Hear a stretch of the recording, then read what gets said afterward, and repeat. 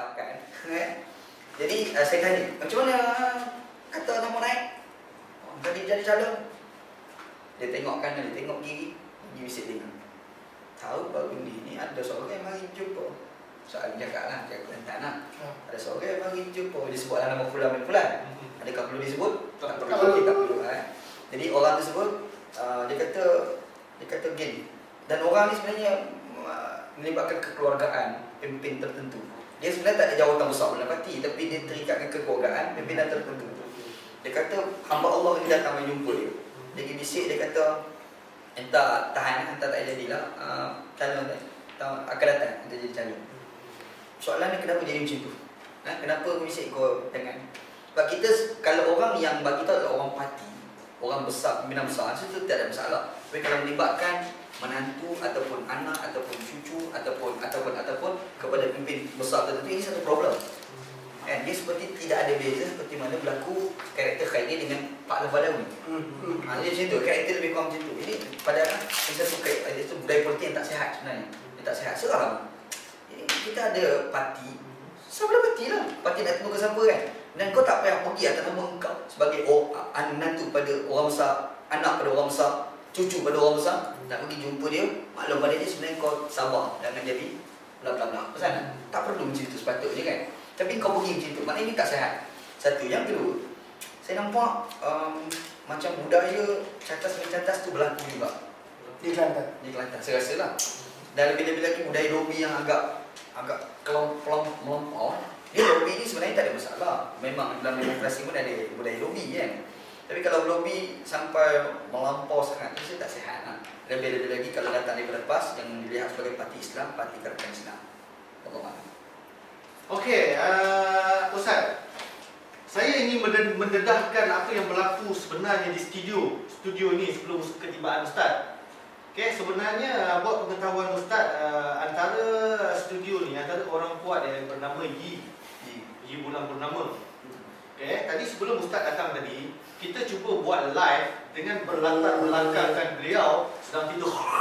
Sound effect. Tapi mungkin beliau adalah orang yang dilindungi oleh Allah. Ketika nak berkah tu, telefon pun berbunyi. Jadi itu bercakap soal tidur. Jadi kita terus masuk kepada soal siasah syariah tadi. Apa kaitan tidur? Okey, sekarang ni berlaku penggabungan antara DAP, PKR dan soalan daripada penonton. Ada soalan penonton, kita akan baca sebentar lagi Berlaku tadi antara perkahwinan sementara untuk tu. Kemudian aku katakan dapat Malaysia baru, okey. Of course lah masing-masing ingin menjual manifesto masing-masing bla bla, lepas tu UMNO maybe tak wujud, dalam pecah-pecah dan sebagainya. Tetapi bercakap soal masa depan, kita terpaksa tak boleh lari daripada soal pemuda. Dan apakah kaitan dengan tidur tadi? Saya rasakan adalah sangat bahaya jika parti Islam Malaysia kita dapat satu pemimpin PAS yang suka tidur bernama Tantawi. Itu pendapat saya secara peribadi, dan saya harapkan UTTV tidak menapis pandangan peribadi saya. Jadi apabila dia bersaing dengan Rafizi, dia bersaing dengan Cikgu Bat, mana-mana mereka, jadi kemerosotan pengaruh ini sangat membahayakan kepada mereka-mereka yang ingin menegakkan ideologi Islam dalam pemerintahan negara. Dia bersaing dengan Dempsey, pemuda. Apa komen Ustaz sebelum saya akan bacakan soalan? Jamil akan bacakan soalan daripada penonton. Okey, mana sekarang ni isu ni lah pemuda PAS. Panjang sangat pergi dengan tidur lah kan. Okey. Panjang sangat, jauh sangat nak pergi ke Kelantan je, tapi dia pusing sampai Kuala Terengganu. Padahal kau Gong Musang dah sampai dah. Okey, tak. Pada sepatutnya sebagai ketua pemuda, benda yang dibincangkanlah perkara dasar. Perkara yang melibatkan pada dasar, yang menyebabkan rakyat tengok kau layak untuk jadi pemimpin terbesar, ataupun bila merintah nanti layak digelar sebagai menteri. Inilah tindakan yang boleh dibuat oleh ketua pemuda.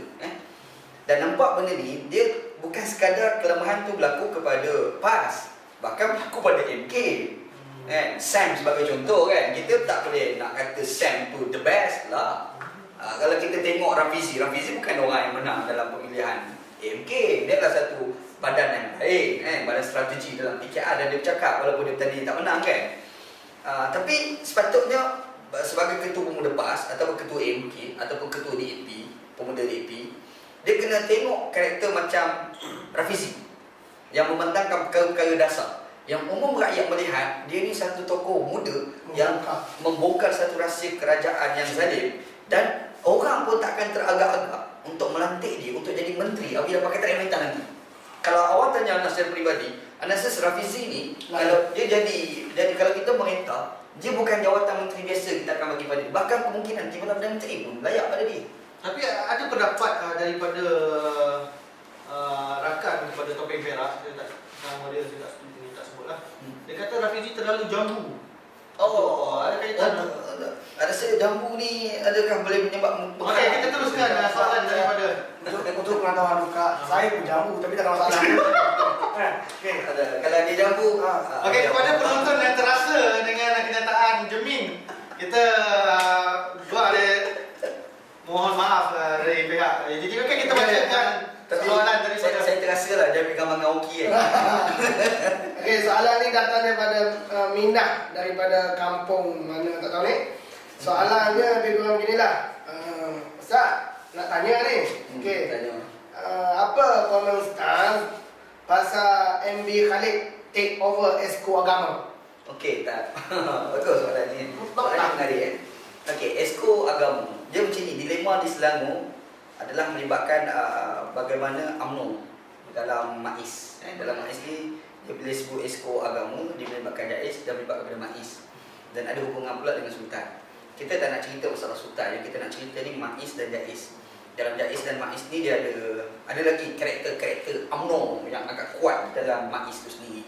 Azib sebagai contoh pengarah MAIS, dia masuk pilihan raya di Hulu Selangor. Dia sendiri pergi kempen dan pakai baju nama BN kan, kempen tu BN. Maknanya UMNO tu kuat dalam tu. Kalau sekiranya kita bagi pada Dr. Yunus sebagai Esko Agama, mungkin jadi problem sebab Dr. Yunus ni orang agak baru dengan pengurusan kerajaan. Kita nak bagi pada orang lain pun agak sebab melibatkan pada penerimaan daripada pihak Sultan tu sendiri kan.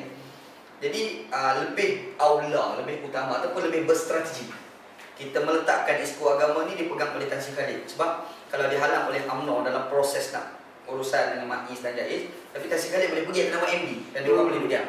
Ada kapasiti lain kan? Jadi yang rasa itu lebih berstrategi. Adakah ini boleh menghilangkan kuasa-kuasa PAS ke apa? Rasa tak, sebab padahal kalau PAS pegang, kalau dia tidak ada amanah buat apa? Kalau PAS pegang, macam Hasan Ali dipegang, bukan mendatangkan imej baik pada agama, nak buat apa? sejauh mana kefahaman ahli PAS ataupun penerimaan dia terhadap benda ni? Kefahaman dia. Anda rasa mungkin diterima tak diterima gitu. Anda rasa kalau kita bicara benda ni dari sudut rasional, orang boleh terima. Kalau kita bercakap dari sudut strategi, mungkin orang boleh terima. Tapi kalau orang bicara benda dari sudut emosional, kita boleh terima. Kita tolak masalah emosional sebab kejayaan ni bukan kerana emosional, kejayaan itu dengan rasional dan juga strategi. Kemak-kemak. Terima kasih kita ucapkan kepada Ustaz Wajib. Kita ada panggilan? Sekarang ni dia tidak ada panggilan dan jam sekarang ni menunjukkan pukul 10. So kita bagi Ustaz untuk Okey, kita serahkan kepada Ustaz untuk okey, boleh kita gulung menggulung. Ustaz menggulung. Kesudahannya. Apakah harapan Ustaz dan juga komen bukan komen akhir lah, kata-kata pesanan buat adik-adik pasal yang akan take over mengenai Hasan Ali adalah adik-adik saja. Okey. Dan abang-abang jangan. Okey, untuk adik-adik je. Okey, politik anak muda kepada anak yang pertama dia perlu ada berani berfikir. Anak muda kena berani berfikir, tapi dia tak cukup sekadar berani berfikir, dia kena berani menyatakan apa yang dia fikir. Anda secara peribadi ada respect lah dengan Luka. Seorang berani berfikir luar daripada kotak dan kotak kan, luar daripada kotak, dan dia berfikir cara dia dan dia lontar pun dia faham. Walaupun ada yang negatif, itu biasa, sebagai manusia bisa ada kelemahan. Tapi sebenarnya itu ada baik, sebab daripada situ banyak orang boleh belajar. Bermakna yang pertama berani berfikir, yang kedua berani menyatakan apa yang dipikir, yang ketiga mesti berani untuk buat perubahan. Kalau anak muda berjaya buat tiga perkara ni, insya-Allah kita akan tengok Malaysia ni lah kita punya, bukan orang-orang elit yang punya, insya-Allah. Okay, insya-Allah kita UTTV, saya mewakili UTTV dengan kru penerbitan, kita ada Topeng Perak, Oji Dan juga sound effect.